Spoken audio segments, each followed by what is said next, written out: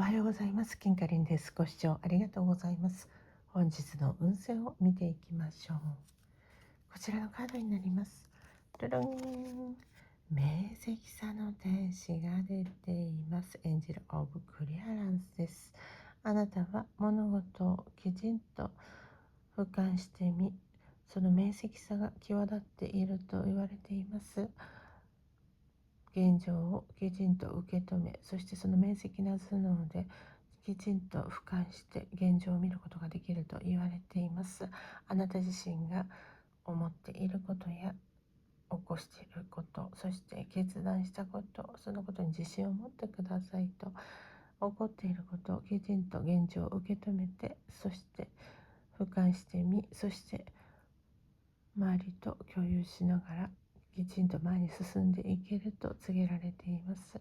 ご自身の判断に自信を持って進んでいきましょう。